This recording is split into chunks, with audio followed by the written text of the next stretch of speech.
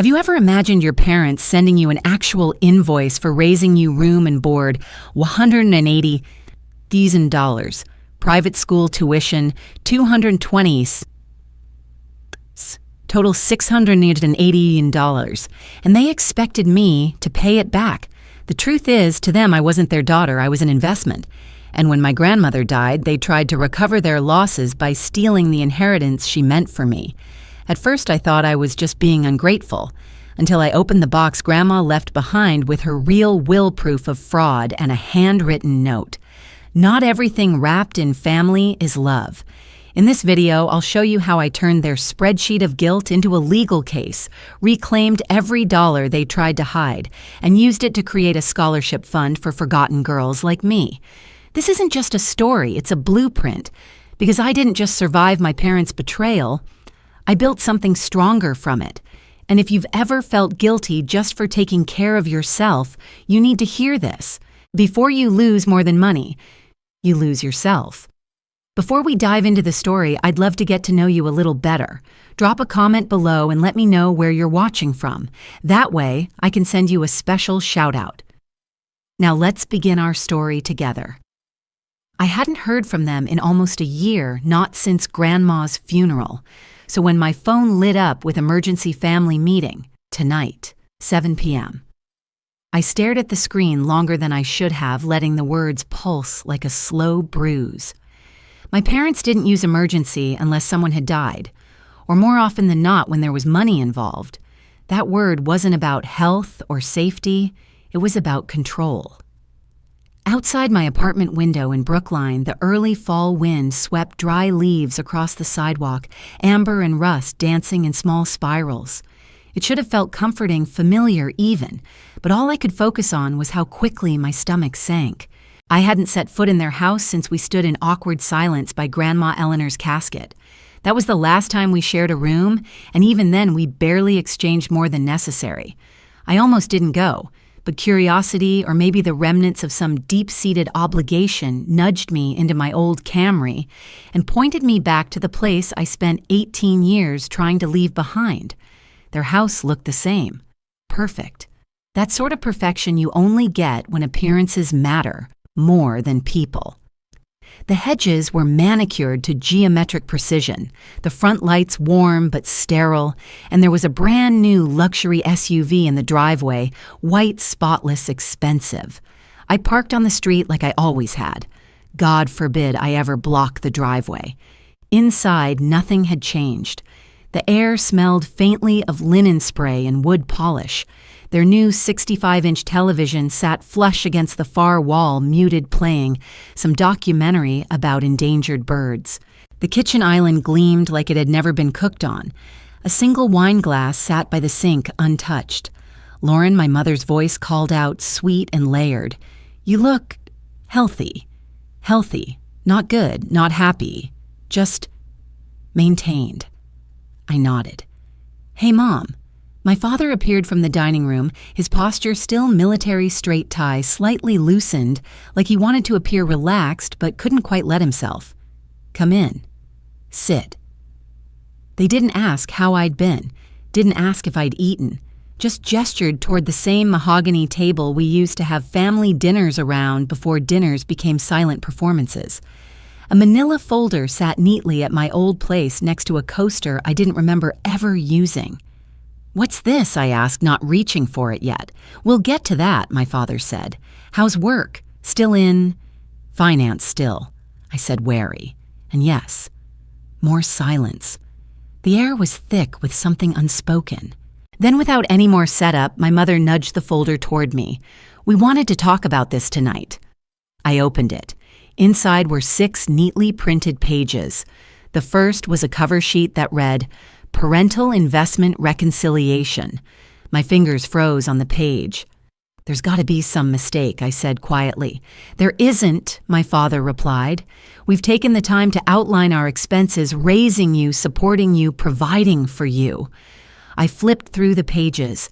There were line items, categories: room and board $180,000, private education $220,000, food and groceries $38,000, medical, clothing, transportation, miscellaneous $122,000, and finally a total $680,000, adjusted as noted for inflation.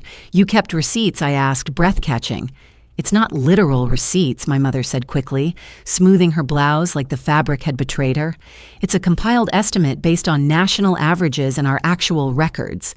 Actual records, I repeated, half laughing. You kept records. Robert folded his hands. Lauren, we don't expect the full amount immediately, but we believe it's reasonable given everything to begin discussing repayment terms. Repayment terms. I felt my voice cracking like it didn't belong in my own throat. You're charging me for being your daughter. It's not about punishment, my mother offered, smiling like she was offering a piece of cake. It's about fairness. You've done well for yourself. It's time to return the investment. That word investment stuck to the roof of my mouth like ash. You said this was an emergency. It is, my father replied, eyes sharp now. Your grandmother's estate didn't pass to us the way we anticipated. The will was complicated. And there it was. This is about Grandma's inheritance, I asked. They didn't answer. The silence said enough. A pulse started in my temples. I stared at the folder again, not really seeing the numbers anymore, just the emptiness behind them. Years of piano recitals, scraped knees, late-night math homework, doctor visits, all turned into bullet points and estimates. You really kept score, I whispered. No, my father said. We kept balance. I stood up slowly. My chair didn't screech against the tile. They'd installed felt pads for that very reason. No unpleasant noise in this house. No mess. I need time to think, I said, grabbing my coat. My mother tilted her head. We expected that, but not too long. The sooner this is resolved, the better for everyone. As I reached the door, something inside me broke quietly, like a thread snapping behind my ribs. I turned one last time. You kept receipts for raising me. The Alexa light blinked blue on the counter. Silent, watching, just like everything else in this house. Then I closed the door behind me. I used to think I was being ungrateful, that the guilt I felt every time I bought something for myself was just a symptom of privilege, that I owed my parents everything even if it cost me my peace. Now I know better. Guilt was their currency, and I was the account they kept drawing from. I sat cross-legged on the floor of my apartment, a cup of peppermint tea beside me, steam curling into the cold air like a memory. It was quiet here. Just me and the soft tick of the wall clock. My apartment wasn't much a rented one-bedroom in a building that smelled faintly of curry and old floor wax, but it was mine. No one had ever asked me to account for the groceries in the fridge or the brand of shampoo in the shower. And for once, I wasn't apologizing for taking up space. I reached for the cardboard box I'd pulled from my closet, the one I hadn't opened since Grandma Eleanor's funeral. I wasn't ready before. But after last night, after that invoice, that number, I needed answers. Taped to the inside lid was a note written in Eleanor's slanted cursive. Not everything that's wrapped in family isn't a transaction. Read slowly. I smiled without meaning to. That was her. Always handing me wisdom in bite-sized pieces like the peppermint cookies she made from scratch every December. She used to say sugar helps the truth go down easier. Inside the box were a few things: a dried flower pressed in wax paper lavender from her garden in Newton, a copy of The Secret Garden dog-eared and underlined, and a sealed envelope with my full name printed neatly on the front, Lauren Elise Carter. My fingers hovered. For a second, I was 12 again, handing my babysitting money to my mom in the hallway outside the laundry room. It's only fair, she'd said, not unkindly. You're part of the household. She'd called it a family tax. 40% of everything I earned from babysitting. Later, it was 50% from the cashier job I took sophomore year. I told myself it built character, discipline. The same way skipping lunch some days helped build resilience. Only now I see it for what it was, compliance dressed up as care. My dad had a spreadsheet for everything: college applications, chore rotations, even birthday parties. When I was accepted to a private university with a partial scholarship, he made a presentation on cost-benefit family strategies. Mom clapped at the end. I was too numb to ask why there was no party. I opened the envelope. Inside were two things: a set of printed bank statements and a copy of Eleanor's will. Not the one my parents had mentioned vaguely. This one had ink smudges and creases like it had lived in her desk for years. I flipped through the pages. The room got smaller. Dear friend, what would you do if you were in my shoes? I bet you can't guess what's coming next.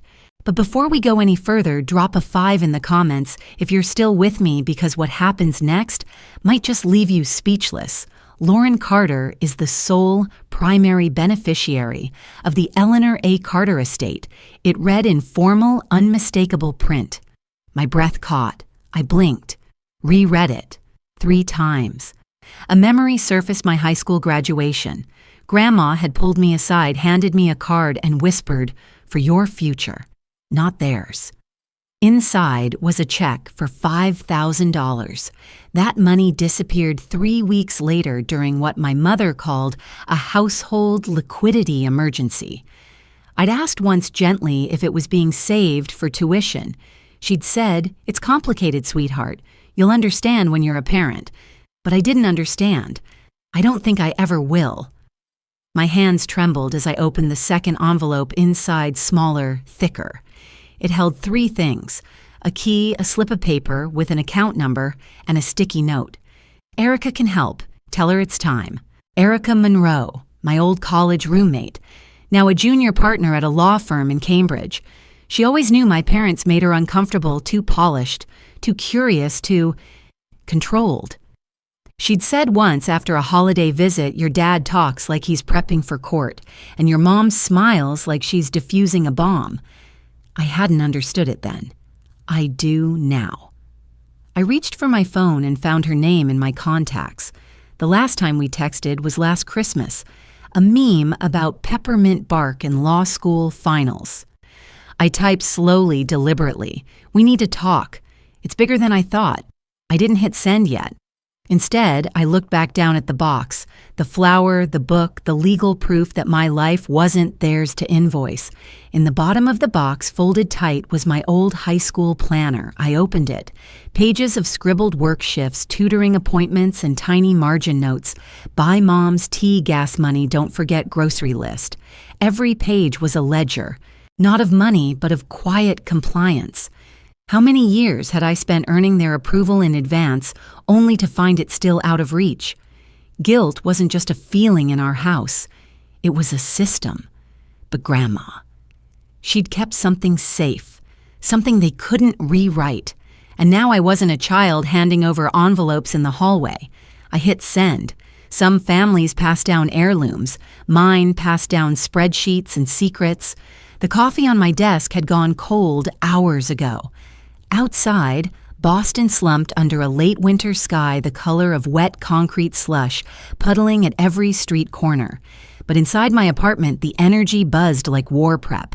Paper stacked in uneven towers, receipts, thumbtacked to a corkboard, and highlighters bleeding neon across bank statements. It looked less like a home and more like a crime scene reconstructed by someone with a business degree and a grudge. I could still hear Eleanor's voice in my head from our last brunch, together the one where she ordered lemon ricotta pancakes and offered no apologies for the powdered sugar on her nose. "Keep your record, sweetheart," she'd said, tapping her spoon against her teacup. "People forget. Numbers don't." She knew something. Maybe not everything, but enough to leave breadcrumbs. Erica sat across from me now, legs crossed, flipping through a folder, like she was prepping for a deposition. Her hair was up, glasses perched low, calm, steady, razor sharp. "Lauren," she said gently, "this isn't just about inheritance. This is misappropriation asset concealment. We need evidence that connects the dots." "I'm halfway there," I replied, gesturing to my laptop where I'd started a new spreadsheet, ledger of lies. Line by line, I tracked it all. Eleanor's estate was worth more than the silence they gave it. Bank statements she'd saved listed 2 main accounts. After a few phone calls, some not-so-gentle persistence, and a scan of her signed will, I got access. That's when the trail turned cold and then hot. $140,000, transferred within 3 months of Eleanor's death. The destination, a joint account in my parents' names, marked home equity diversification. I paused at that phrase. My parents never spoke plainly when they could couch things in vague financial jargon. It was like their own secret language, but I knew exactly what that meant. They bought a house. I cross-referenced it with property records. There it was, a cozy Cape Cod-style vacation home in Vermont, listed under Robert and Diane Carter. Purchased March 2021, just 2 weeks after Eleanor's funeral. The bile rose in my throat. "You okay?" Erica asked, noticing my hands trembling over the mouse pad. "Yeah," I said. "No, but I will be." We pinned everything to the wall. Colored thread. Markers. My old dining room chair became Erica's mobile office. We ordered cold sesame noodles from the Gray Bean Cafe downstairs. I barely noticed eating. On Tuesday, Erica introduced me to Patricia Barnes, a private investigator with a sharp bob haircut and sharper instincts. She didn't waste words. "I need receipts," she said simply. "You think your mom sold jewelry?" I nodded. A ruby pendant, gold watch with Eleanor's initials, gone from her room within a month. Patricia returned 2 days later with a consignment store slip and a time-stamped photo of Diane holding the pendant, smiling in front of a Manhattan storefront. "She got $8,200 for it," Patricia said. Tried to use a different name, but the security camera didn't lie. Piece by piece, the picture built itself.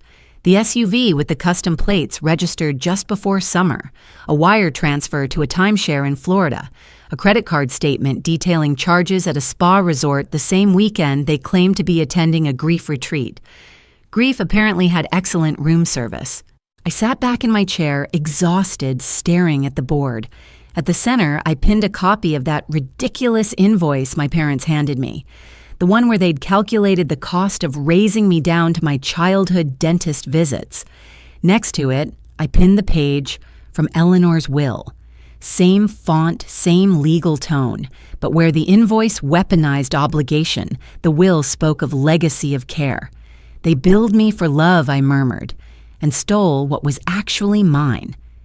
Erica didn't say anything. She didn't need to. She handed me a clean folder and a pen. "This is where we start drafting the formal letter," she said. To them, she nodded. A beat passed. The radiator hissed. Outside, the world kept spinning like none of this mattered. Then Erica looked at me, brows raised. "You ready for the next step?" I didn't hesitate. I nodded. "Let's give them a deadline." I chose black because nobody wears black to a family dinner unless something has died. In my case, it was trust, or what was left of it after the spreadsheets and the silent withdrawals. Early spring hadn't quite thawed Brookline yet. A cold drizzle tapped the windshield as I parked at the curb. From outside, the house glowed warm and inviting, every window lit like a stage set. Minutes before curtain, they'd asked for a civil talk. The word civil felt rehearsed, the way a dentist says slight pressure before drilling. I stepped through the front door and smelled lemon polish and baked sugar. A cherry pie cooled on a silver rack, untouched, its lattice perfect. Of course it was perfect. Mom emerged from the dining room wearing a cream blouse and pearls. "Lauren, sweetheart," she said, kissing the air beside my cheek. "Thank you for coming on such short notice." Dad followed, adjusting his cufflinks. "We're glad you agreed to speak face to face." His eyes flicked to the man already seated at the table. Slim briefcase, polite smile. "This is Mr. Green. He's here to keep things orderly. So much for family only." I nodded to the lawyer, then glanced at the table. 2 place settings sat opposite mine, each plate ringed with silver. At the far end, an open laptop showed Erica's face in a Zoom window. Her expression was calm, almost casual, but I saw the steel in her eyes. Good. I'd need it. We settled. Dad cleared his throat. "We still believe this can stay in the family." I said nothing. Instead, I slid a blue folder from my tote and laid it atop the tablecloth. On the cover, timeline of misappropriated estate assets, bold 12-point font. Mom's smile wilted. Page 1 detailed the first transfer, $60,500 to a joint account labeled Household Renovation, dated 2 weeks after Eleanor's funeral. Page 2 showed the Vermont vacation home purchase. Page 3, the consignment store receipt for Nana's ruby pendant. I didn't narrate. I let the numbers talk. Diane skimmed, then scoffed. "This is delusional, Lauren. You're cherry-picking data to paint us as villains." Erica's voice carried through the speaker. "Data doesn't require paint, Mrs. Carter." Clause 14 of Eleanor A. Carter's will states she read crisply, "Any party who interferes with distribution shall forfeit claim to said distribution and may be subject to civil penalty." Mr. Green shifted in his chair. I noted the tremor in his fingers when he lifted his water glass. Dad noticed, too, his jaw tightened. He pointed at me. "Proof. We want proof of fraud, not speculation." I reached for the red envelope beneath the stack and drew out a glossy photograph. In it, Mom stood at a downtown bank counter, Eleanor's checkbook, open her pen mid-signature. The date stamp 1 week after Nana died. I slid the photo across the linen. It stopped at Dad's fingertip like a verdict. The room went still. Even the grandfather clock in the hallway seemed to hush. Mom's voice came out thin. "You don't understand the complexities. Then simplify them for me," I said, softer than I felt. I tapped the photo. "Whose checkbook is that, and why does the signature line read Diane Carter?" Her mouth opened, but Mr. Green spoke first. "Mrs. Carter, perhaps we should..." Dad cut him off. "Enough." His eyes met mine, and behind the glare I saw something new: fear. "What do you want?" Erica answered. "Restitution of the full estate, immediate resignation of executor status, written admission of misconduct. You'll also cover fees for investigation." Mom looked to the untouched pie as though it might offer guidance. Outside, wind rattled the gutter. Inside, the silverware gleamed like small, polite weapons. Dad's voice was flat.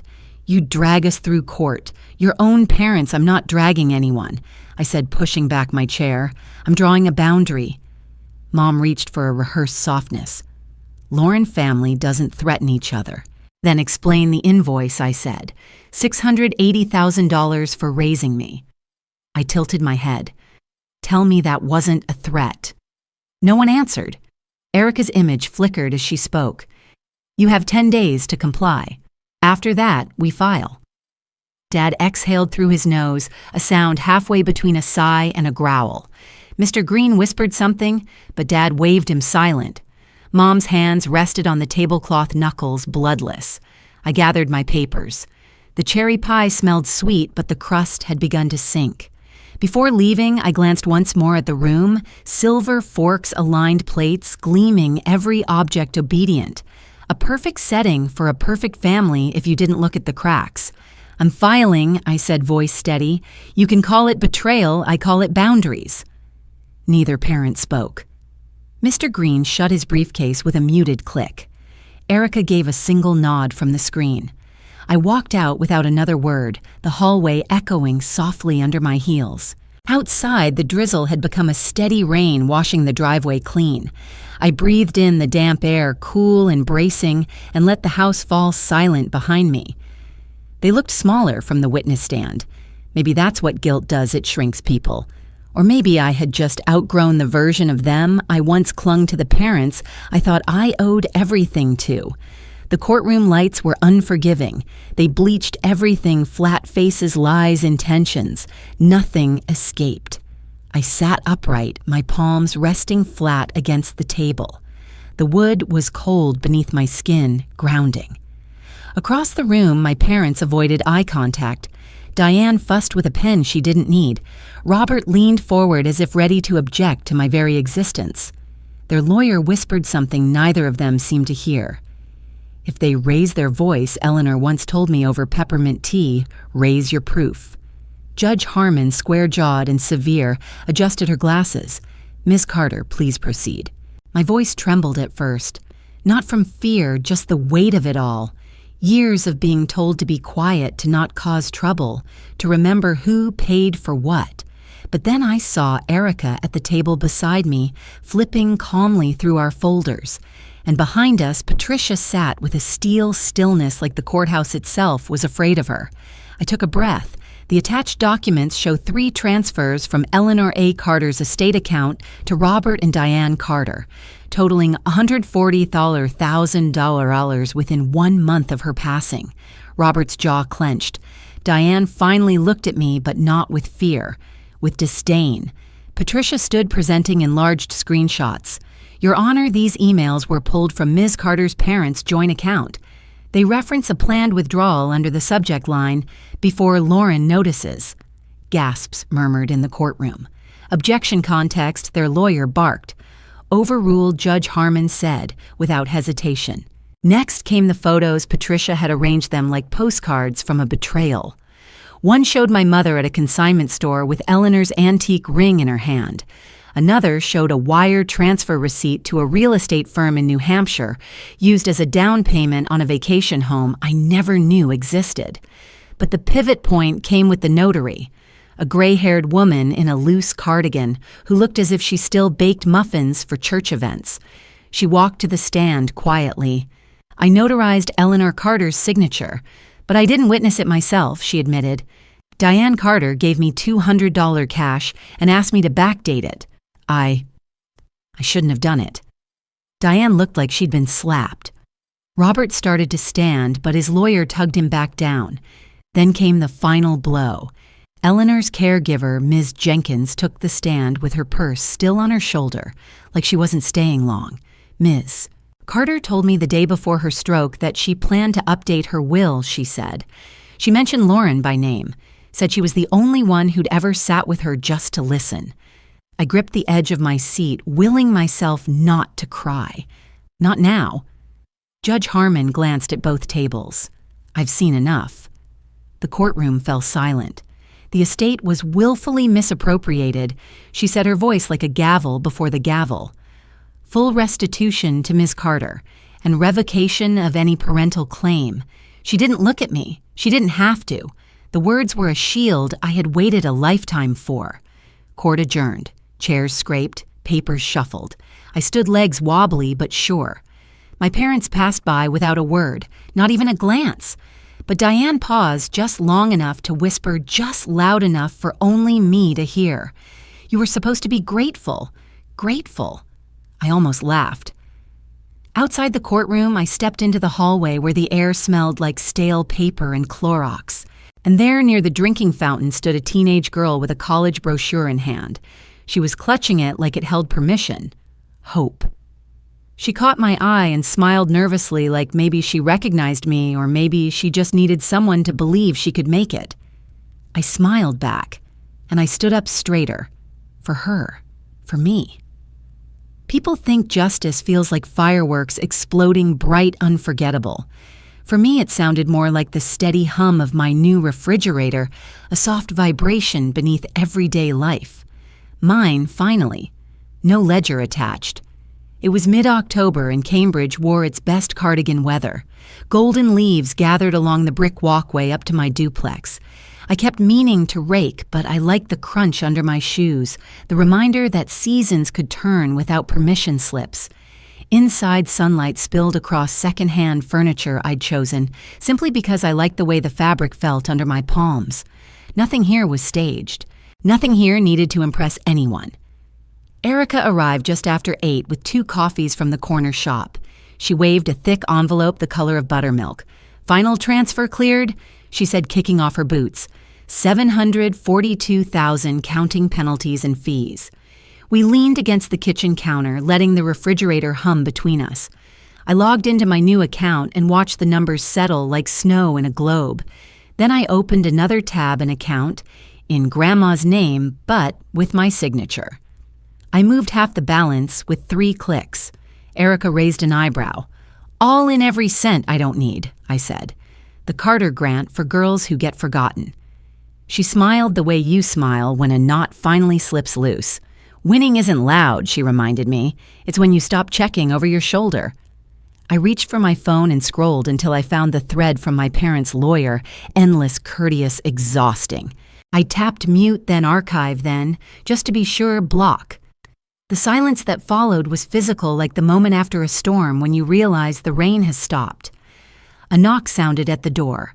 A delivery driver held out a small box with holes punched in the lid. Inside was a rosemary plant soil, still damp roots wrapped in burlap.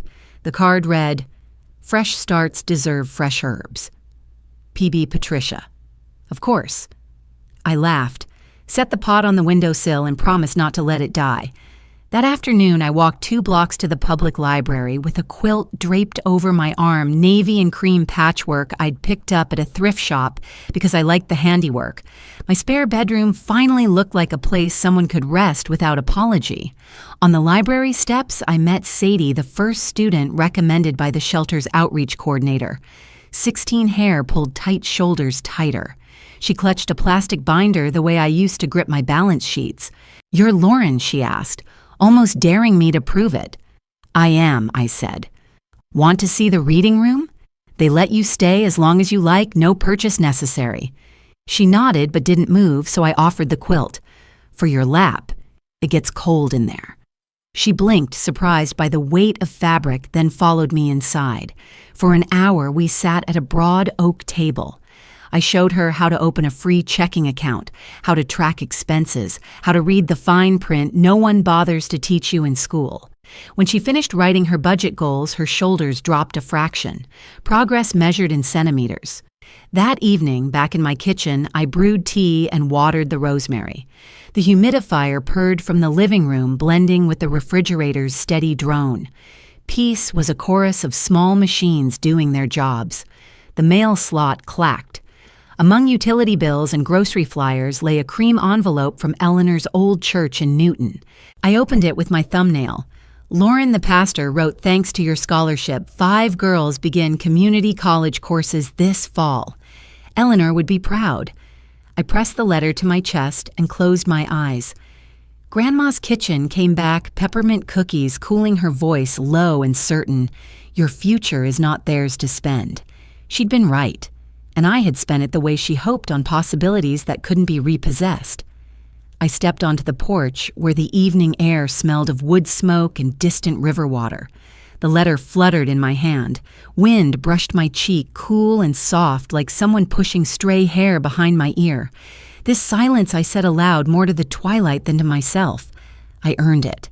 Inside the refrigerator kept humming. It sounded like home. I stayed on the porch until the streetlights blinked on my breath, making faint clouds in the cooling air.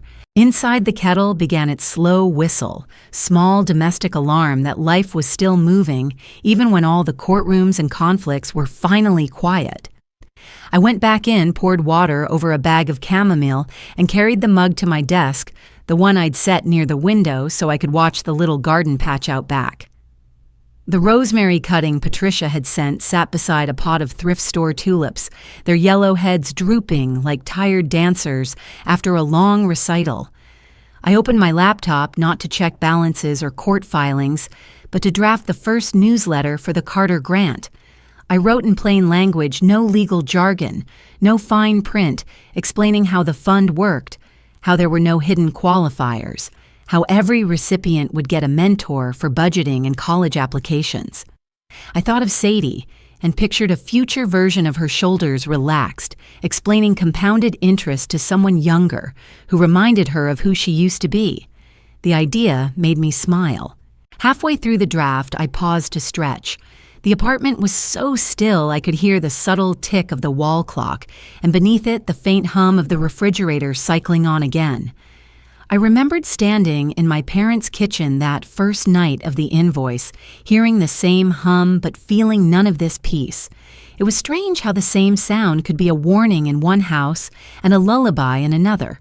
My phone buzzed with a text from Erica. Saw the church post about the scholarships. Nice work. Ready to celebrate. I texted back soon, still soaking it in. She replied with a thumbs up and a single word, rest. I shut the laptop but left the screen glowing long enough to watch the cursor blink at the bottom of the page, waiting for more hope to be typed in. Then I closed it, rinsed my mug, and draped the thrift shop quilt over the arm of the sofa. Before turning off the lights, I checked the garden once more through the glass. The wind nudged the rosemary sprig, and I could have sworn it nodded back. Tomorrow there would be calls to make forms to finalize young voices to encourage. But tonight belonged to this gentle hum, this rented silence, this earned quiet that wrapped around me like the final note of a lullaby, soft, sure, and mine to keep. The quiet hum of my own refrigerator reminds me each night that freedom can sound almost ordinary, yet feel extraordinary. In choosing boundaries over bitterness, I learned that love without respect is debt no one should owe, and that even long-buried hurt can be rewritten into help for someone else.